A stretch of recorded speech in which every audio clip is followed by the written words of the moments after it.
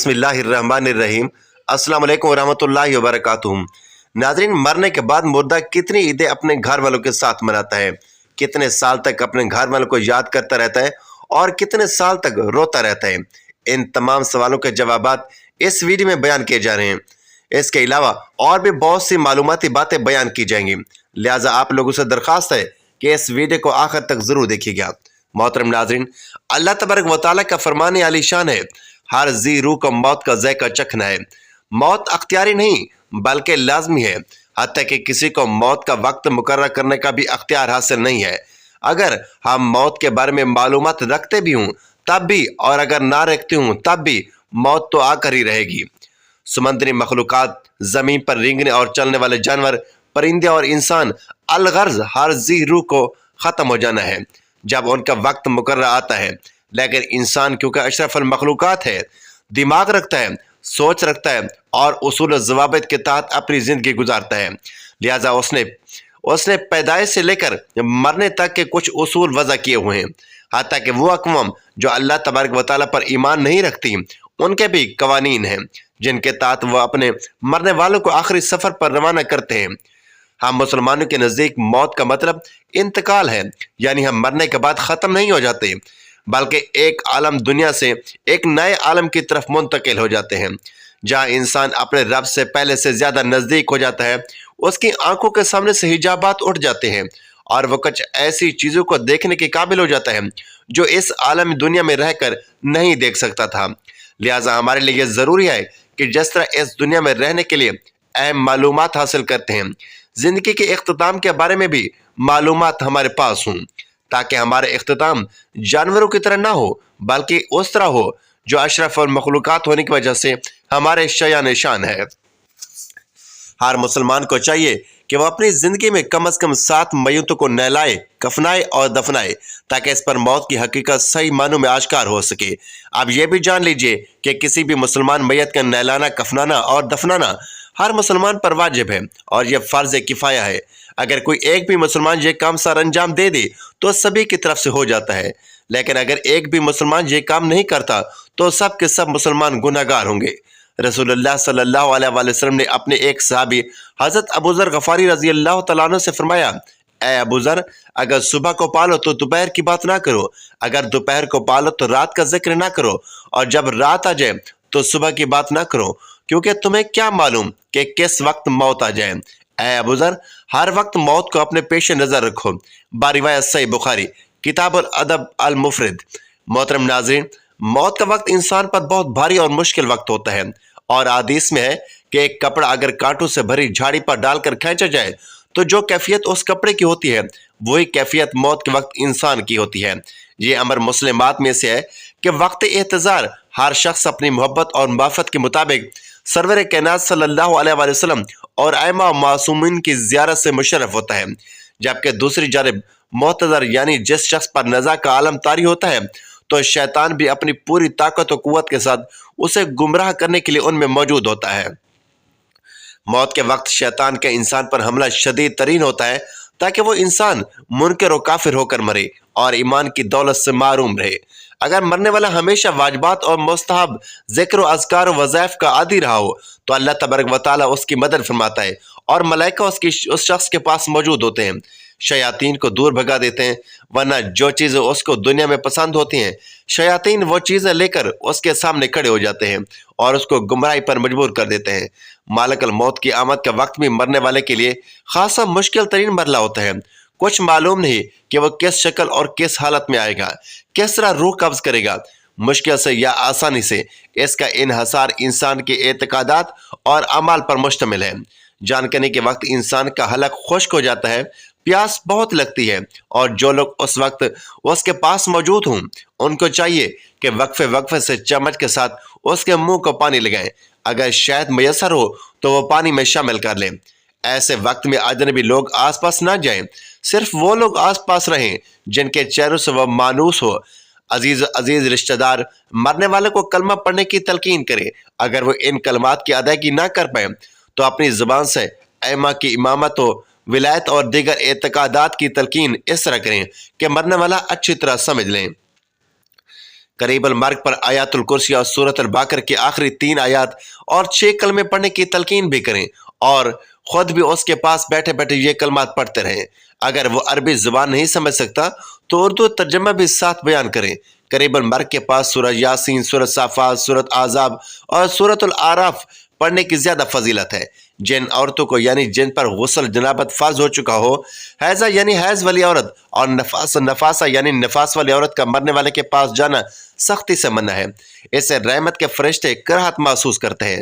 مرنے کے والے کے پاس اونچی آواز میں باتیں کرنے اور رونے سے پرہیز کریں۔ اگر جان نہ نکل رہی ہو اور ممکن ہو تو مرنے والے کی چارپائی کو اس جگہ رکھا جائے جہاں وہ اکثر نماز پڑھتا تھا۔ مرنے والا اگر بے چینی محسوس کرے اور ہاتھ پاؤں چڑھائے تو اسے روکنے کی ہرگز کوشش نہ کریں۔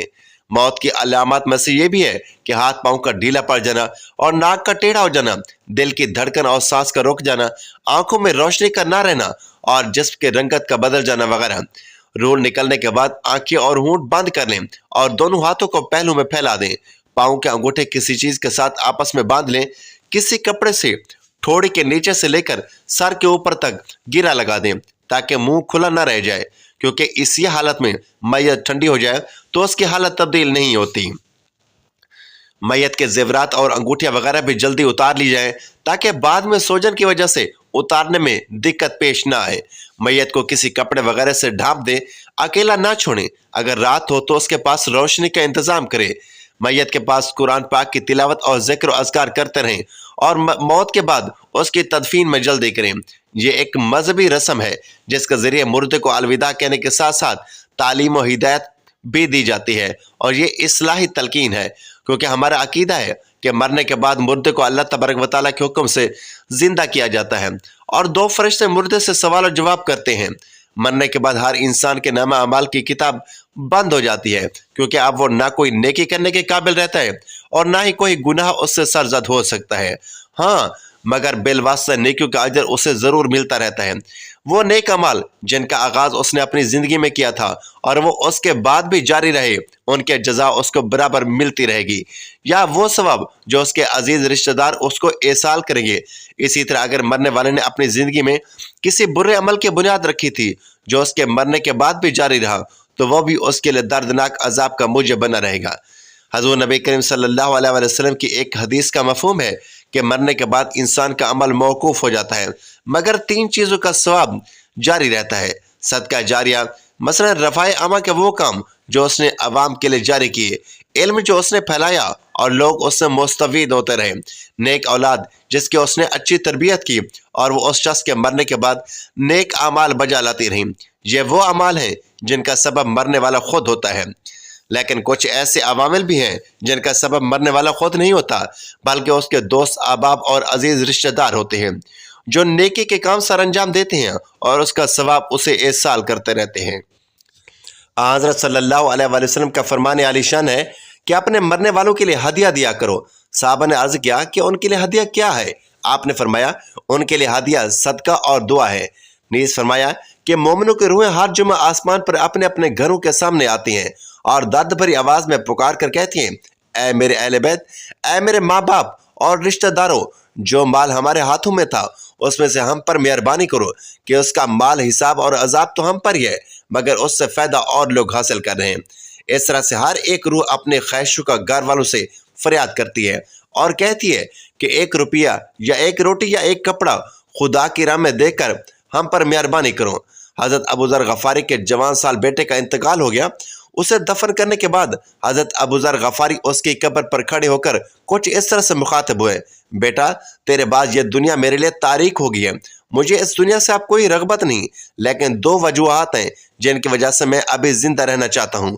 ایک تو یہ ہے کہ تو اب اس دنیا سے جا چکا ہے اور تیرا اعمال نامہ اب بند ہو چکا ہے، نیک کاموں کے لیے اب تو دوسروں کا محتاج ہے اور اب تجھے ایک کٹھن اور دشوار گزار سفر بھی درپیش ہے۔ میں چاہتا ہوں کہ اس دنیا سے تجھے کچھ نہ کچھ بھیجتا رہوں تاکہ آخرت کے سفر کی منزلیں تجھ پر آسان ہو جائیں، اور دوسرا یہ کہ تیرے بعد مجھے بھی اس سفر پر روانہ ہونا ہے، طویل سفر ہے اور زاد راہ بہت کم، میں چاہتا ہوں کہ اپنے لیے کچھ مزید توشہ آخرت جمع کر لوں۔ محترم ناظرین، کسی کے اس دنیا سے چلے جانے کے بعد اس کے عزیز رشتہ داروں کی کیا ذمہ داری بنتی ہے؟ سب سے پہلے تو اس مرحوم کے واجبات کی ادائیگی کا انتظام کیا جائے۔ اس نے اگر کسی کا قرض دینا تھا تو وہ ادا کیا جائے۔ اگر اس پر حج واجب تھا اور زندگی میں وہ کسی وجہ سے حج کی ادائیگی نہیں کر سکا تو ایک آدمی کو مقرر کیا جائے جو اس کی طرف سے حج کر سکے۔ اگر اس کی قضا نمازی ہیں تو ان کی ادائیگی کا اہتمام کیا جائے، اس کی طرف سے قضا روزے رکھے جائے۔ اگر بغیر اجرت کے کوئی آدمی میسر نہ ہو تو اجرت پہ کسی آدمی سے ان کی ادائیگی کروائی جائے۔ اگر مرنے والے نے پسماندگان میں چھوٹے یتیم بچے چھوڑے ہیں تو ان کے تربیت و پرورش اور ان کے ساتھ شفقت بھی مرنے والے کے ساتھ ہمدردی اور عظیم ثواب کا باعث ہے۔ مرنے والے کے ترکہ میں سے اس کے ایصال ثواب کے لیے رفع عامہ کے کام کیے جائیں، اس کے لیے ذکر و نعت کی مجالس اور محفلیں منعقد کی جائیں، مرحوم کی طرف سے بھوکوں کو کھانا کھلایا جائے، بے لباس لوگوں کو لباس مہیا کیا جائے، غریب اور بے حال لوگوں کی مالی امداد کی جائے۔ خدمت خلق ایک عظیم عبادت اور مرحومین کے لیے درجات کی بلندی کا موجب ہے۔ ختم قرآن پاک اور تلاوت کر کے ثواب اس مرحوم کو ارسال کیا جائے۔ زمانہ قدیم سے بزرگان دین کا ایک معمول چلا آ رہا ہے کہ جب بھی کھانے پینے کے لیے بیٹھتے ہیں تو قرآن پاک کی چند صورتوں کی تلاوت کر کے اس کا ثواب مرحومین کو بخش دیتے ہیں، ایصال ثواب بھی اور کھانے میں برکت بھی۔ محترم ناظرین، ایصال ثواب کا ایک اور آسان سا عمل آپ کی خدمت میں پیش کر رہا ہوں کہ جس کے لیے آپ کو بالکل بھی زحمت نہیں اٹھانی پڑے گی۔ جب بھی آپ کو اپنے کسی مرحوم عزیز کا خیال آئے، باتوں میں اس کا ذکر ہو یا اس سے متعلق کسی ایسی چیز کو دیکھیں جس سے آپ اس کی طرف متوجہ ہو جائیں تو اس عزیز کا تصور کرتے ہوئے ایصال ثواب کی نیت سے ایک مرتبہ درود شریف پڑھ دیں۔ ایصال ثواب بھی ہو جائے گا اور درود شریف کی بے شمار برکتیں بھی آپ کو حاصل ہو جائیں گی۔ ایک اور بات یاد رکھیں کہ یہ ممکن نہیں کہ کوئی انسان موت سے بچ جائے، ہر ایک نے مرنا تو ہے ہی، تو کیا یہ بہتر نہیں کہ بتائے گئے یہ تمام نیک کام وہ خود ہی اپنی زندگی میں کر کے جائیں اور اپنے لیے توشہ آخرت جمع کر لے، کیونکہ اپنے ہاتھوں سے نیک کام کرنے کا اجر ثواب اس سے کہیں زیادہ ہوگا جو دوسرے اس کے لیے سر انجام دیں گے۔ اگر وہ وصیت کر کے بھی چلا جائے کہ یہ کام میرے لیے سر انجام دے دینا تو بہت ممکن ہے کہ شیطان اس کے وارثوں کے دل میں وسوسہ ڈال دے اور وہ اس کی وصیت پر عمل کرنے سے باز رہیں۔ محترم ناظرین، دنیا اور آخرت کے بعد ایک اور عالم ہے جس کو عالم برزخ کہتے ہیں۔ مرنے کے بعد اور قیامت سے پہلے تمام جن و انس کی ارواح کو حسب مراتب اس میں رہنا ہوتا ہے اور روح کہیں بھی ہو جس کے ساتھ اس کا تعلق بدستور رہتا ہے۔ قبر آنے والے کو پہچانتی ہے اور یہ کہنا کہ فلاں کی روح فلاں کے اندر چلی گئی ہے یا اس نے دوبارہ سے جنم لے لیا ہے، یہ عقیدہ قرآن و حدیث کے خلاف ہے۔ حدیث شریف کے الفاظ ہیں کہ جب انسان مرتا ہے تو اس کی راہیں کھول دی جاتی ہیں کہ جہاں چاہے جائے۔ سعد بن مصعب رضی اللہ تعالیٰ عنہ سے مروی ہے کہ حضرت سلیمان فارسی اور عبداللہ بن سلام رضی اللہ تعالیٰ عنہ باہم ملے، ایک دوسرے سے کہا کہ اگر مجھ سے پہلے انتقال کرو تو مجھے خبر دینا کہ وہاں کیا معاملہ آپ کے ساتھ پیش آیا۔ کہا کیا زندہ اور مردہ ملتے ہیں؟ تو فرمایا ہاں، مسلمانوں کی روح جنت میں ہوتی ہیں اور وہاں اسے اختیار ہوتا ہے کہ جہاں چاہے جائے۔ محترم ناظرین، آئیے آپ جانتے ہیں کہ کیا مرنے کے بعد مردے اپنے گھر والوں کو یاد کرتے ہیں؟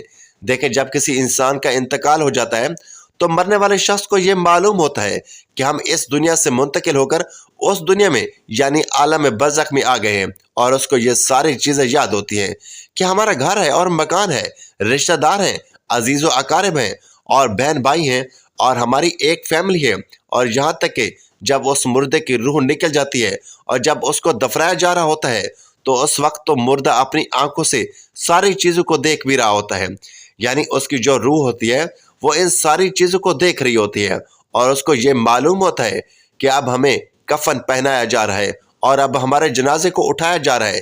لہٰذا نیک بندہ تو یہاں تک کہتا ہے کہ یعنی جب اس کے جنازے کو لوگ اٹھاتے ہیں تو کہتا ہے اے لوگوں، جلدی مجھے لے کر قبرستان لے چلو اور بہت جلد مجھے میرے اصلی ٹھکانے میں یعنی قبر کے اندر پہنچا دو، کیونکہ اسے موت کے وقت ہی پتہ چل جاتا ہے کہ اس کے ساتھ آگے کیا ہونے والا ہے۔ لہٰذا مومن بندہ یہ کہتا ہے کہ مجھے جلدی لے چلو، مجھے قبر کے اندر اتار دو اور مجھے میرے ازلی ٹھکانے تک پہنچا دو، کیونکہ نبی کریم صلی اللہ علیہ وآلہ وسلم نے ارشاد فرمایا دنیا مومن کے لیے قید خانہ ہے اور کافر کے لیے جنت ہے۔ جو بھی گناہگار، فاسق و فاجر اور بے نمازی انسان ہوتا ہے وہ چیخ چیخ کر یہ کہتا ہے کہ اے لوگو، تم مجھے کہاں لے کر جا رہے ہو؟ وہ اپنی فیملی سے کہتا ہے کہ میں نے اپنے بچوں کے لیے بہت زیادہ کمایا ہے اور ان کے لیے گھر مکان بنایا اور اب وہی بچے مجھے میرے گھر سے نکال کر اندھیری قبر میں لے جا رہے ہیں۔ اسے بہت گھبراہٹ ہو رہی ہوتی ہے اور وہ اپنی زبان حال سے کہنے کی کوشش بھی کرتا ہے کہ اے لوگوں، مجھے مت لے کے جاؤ۔ بہرحال جب اسے قبر کے اندر رکھ دیا جاتا ہے تو اسے یہ معلوم ہوتا ہے کہ اب وہ قبر کے اندر ہے اور اس کی فیملی پچھلی دنیا میں جس میں وہ پہلے تھا وہاں اس کی فیملی اور اس کے رشتہ دار موجود ہیں۔ یہاں تک کہ جب کوئی انسان اپنے مردے کی قبر پر جاتا ہے تو وہ مردہ اپنی قبر پہ اس آنے والے کو پہچان بھی لیتا ہے کہ یہ ہمارا فلاں شخص ہے۔ اگر باپ قبر کے اندر ہے تو وہ پہچان لیتا ہے کہ میری قبر پر آیا ہوا میرا بیٹا ہے یا میرا بھائی ہے یا میرا فلاں رشتہ دار ہے۔ لیکن اگر وہ اپنے گناہوں کی وجہ سے سزائیں بھگت رہا ہوتا ہے تو پھر پہچاننے کے باوجود اس کی کوئی توجہ اور اس کا کوئی دھیان اس کی طرف نہیں ہو پاتا۔ جب بھی کوئی مسلمان کسی قبر پر جاتا ہے تو کیا کہتا ہے؟ یقیناً وہ یہی کہتا ہے کہ السلام علیکم یا اہل القبور، یعنی اے قبر والو تم پر سلامتی ہو۔ اس سے مراد وہ فرشتے ہیں جو قبر کے اندر ہیں اور وہ مردہ ہے جو قبر کے اندر ہے۔ اس کو یہ معلوم ہوتا ہے اور پھر وہ وہاں سے یاد بھی کر رہا ہوتا ہے اپنے گھر والوں کو۔ جب وہ یاد کرتا ہے اور پھر نبی کریم صلی اللہ علیہ وآلہ وسلم نے ارشاد فرمایا، جب کوئی شخص اپنے کسی مرحوم یعنی کسی مردے کے لیے ایصال ثواب کرتا ہے تو جب اس کے لیے وہ تحفہ بنا کر اس کے پیش کیا جاتا ہے تو وہ بہت خوش ہوتا ہے اور اس کو ایسی خوشی ملتی ہے اس وقت اس سے پہلے اس کو ایسی خوشی ملی ہوئی نہیں ہوتی۔ باروایت بخاری شریف، یعنی جب کوئی بندہ کسی کے لیے ایصال ثواب کرتا ہے تو اس کو ایسی خوشی ملتی ہے کہ وہ اس سے بے حد خوش ہوتا ہے۔ تو بہرحال وہ اپنے گھر والوں کو یاد کرتا ہے اور جو گناہ گار شخص ہوتا ہے تو اسے یہ دنیا بہت یاد آتی ہے کہ ہم بہت عیش کی زندگی میں تھے کیونکہ اس کے لیے وہ جنت تھی۔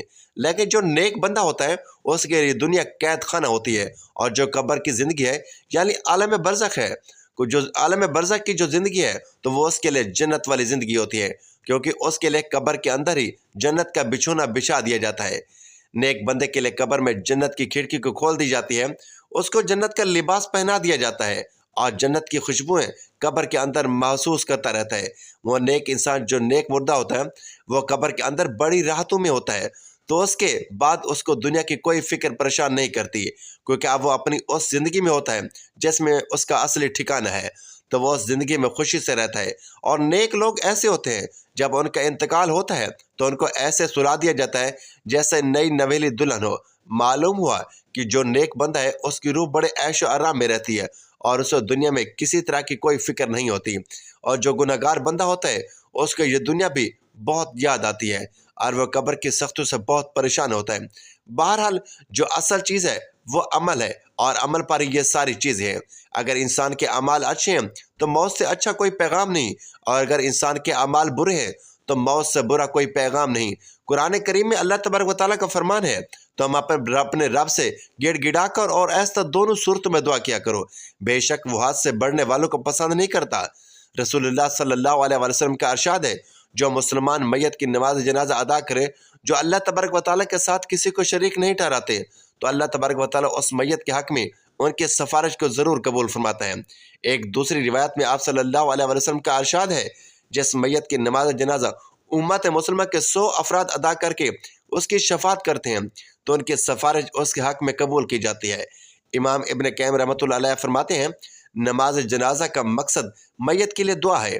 قبر کے پاس کھڑے ہو کر دعا اور طلب مغفرت کرنا کیسا عمل ہے؟ حضرت عبداللہ بن عمر رضی اللہ تعالیٰ عنہ کی روایت ہے کہ رسول اللہ صلی اللہ علیہ وسلم جب میت کو قبر کے اندر رکھتے تو فرماتے کہ اللہ تبارک و تعالیٰ کے نام سے اور رسول اللہ صلی اللہ علیہ وسلم کے طریقوں پر۔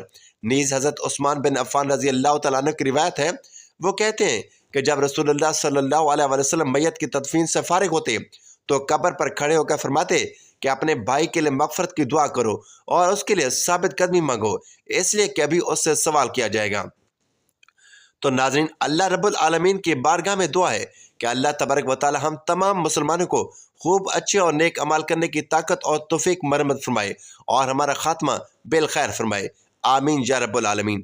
محترم ناظرین، ویڈیو اچھے لگے تو ویڈیو کو لائک کریں، شیئر کریں، چینل کو سبسکرائب کریں اور کومنٹ باکس میں اللہ تعالیٰ کے 99 ناموں میں سے ایک نام ضرور ٹائپ کریں۔ اگلے ویڈیو تک کے لیے اجازت دیجیے، اللہ حافظ۔